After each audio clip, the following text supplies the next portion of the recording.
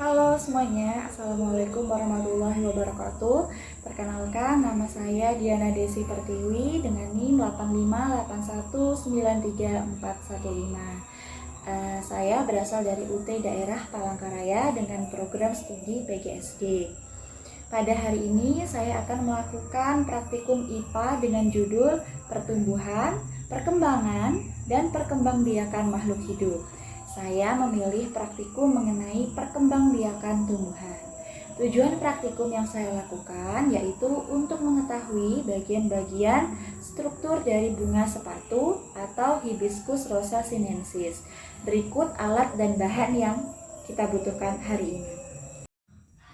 Alat dan bahan yang dibutuhkan untuk praktikum hari ini yakni yang pertama bunga sepatu, yang kedua ada loop atau kaca pembesar, yang ketiga ada alat tulis, yang keempat ada pinset, dan yang kelima terakhir adalah pisau.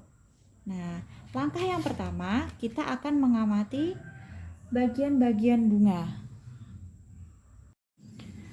Mari kita lihat bagian-bagian bunga.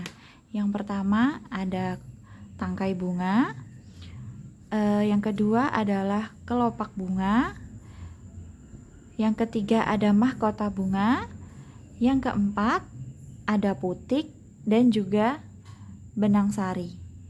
Ya, mari kita bedah satu persatu yuk. Selanjutnya kita akan mengamati bagian bunga yang paling cantik yakni bagian mahkota. Bagian mahkota ini berwarna merah, cukup besar, berjumlah 5 helai, 1, 2, 3, 4, 5, dan berbentuk seperti cawan. Untuk lebih jelasnya, saya akan mengambil 1 helai kelopak bunga sepatu ini.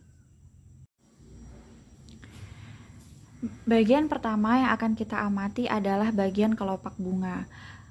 Bagian kelopak bunga ini berwarna hijau dan berbentuk seperti lonceng. Biasanya pada bunga sepatu ini terdapat 5 buah. 1, 2, 3, 4, dan 5. Kalau kita amati lebih dekat, kita akan melihat bahwa kelopak bunga ini seperti ada 2. Nah, bagian bawah ini yang dinamakan episelix, berfungsi sebagai pelindung saat bunga sepatu masih kuncup. Untuk mengamati bagian mahkota bunga, saya akan mengambil 1 mahkotanya.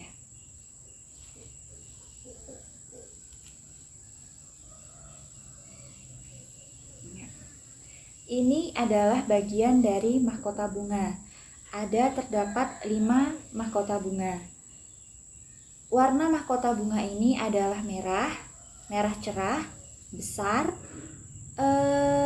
dan cantik ya. Ini berfungsi untuk menarik serangga seperti lebah dan juga kupu-kupu untuk membantu proses penyerbukan. Nah, sekarang kita akan mengamati yang ketiga yakni benang sari dan putik. Untuk mengamati benang sari dan putik, saya akan mengambil mahkotanya satu persatu.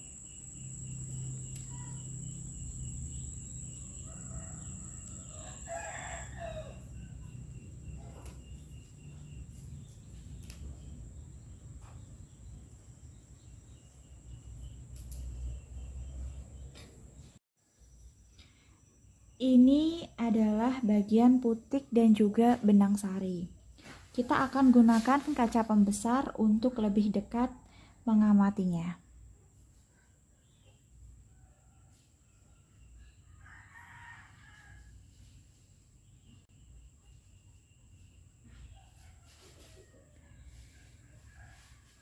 Tangkai putik yang menjulur tinggi keluar dari dasar bunga berisi kepala putik yang berbentuk oval dan juga berwarna merah dan berjumlah 5.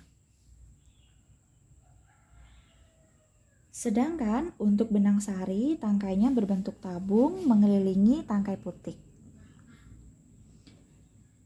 Kepalanya berisi serbuk sari berwarna kuning. dengan jumlah yang cukup banyak.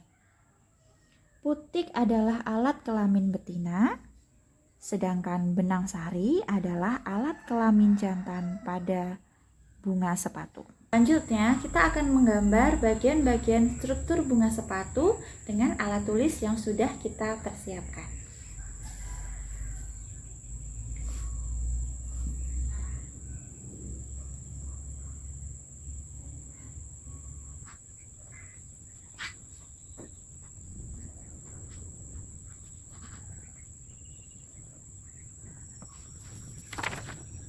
Selanjutnya, saya akan mengamati jumlah serbuk sari yang ada pada bunga sepatu ini.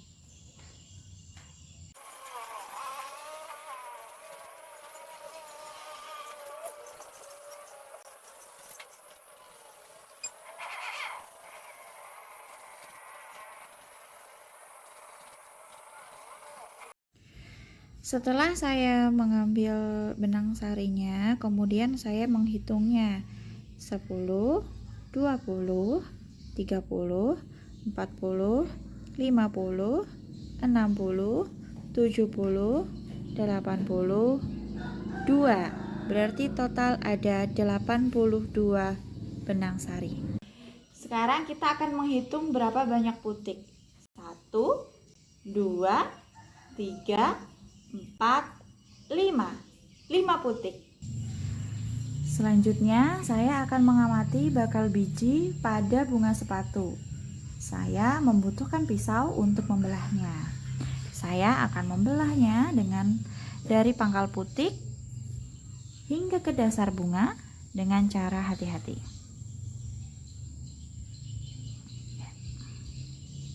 Ya.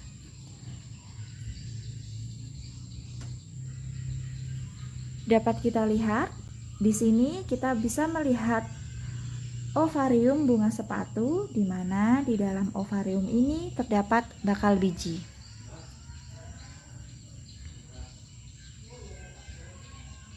Bakal biji ini terletak di dalam bakal buah, berbentuk pipih dan ukurannya lumayan kecil. Bakal biji pada bunga sepatu berfungsi untuk melindungi sel telur dan sebagai tempat di mana sel telur dapat bekerja. Struktur bunga sepatu yang lengkap seperti mahkota, kelopak, benang sari dan juga putik memungkinkan tanaman tersebut untuk melakukan reproduksi melalui penyerbukan dan juga pembuahan. Bunga sepatu merupakan bunga yang sempurna karena putik dan juga benang sari terdapat dalam satu bunga. Wassalamualaikum warahmatullahi wabarakatuh.